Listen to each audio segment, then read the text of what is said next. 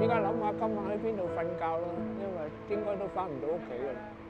心情都唔知啦，見步行步啦。依家諗下今晚喺邊度瞓覺啦，因為應該都翻唔到屋企㗎啦。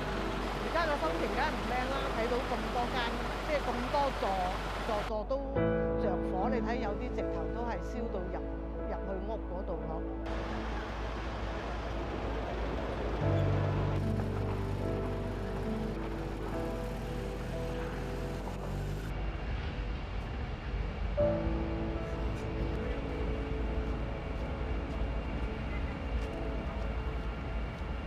已經關晒門㗎啦，咁一開門其實出唔到去。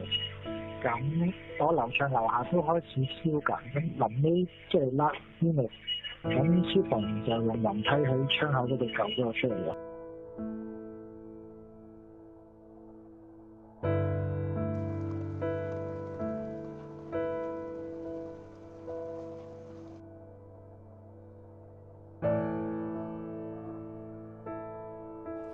我個棚火燭啊！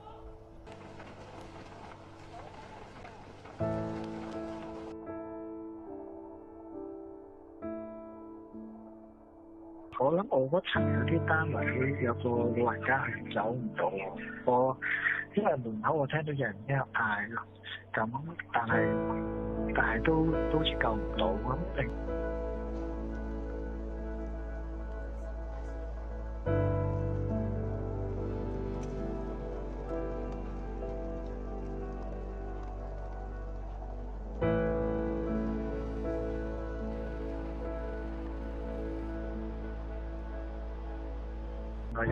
我就因為冇客出咗去走廊，就拖到兩個人入咗我單位嗰度先。即係有兩個年紀大啲，又拖咗入我單位嗰度先，咁咪一路去幫佢哋咯。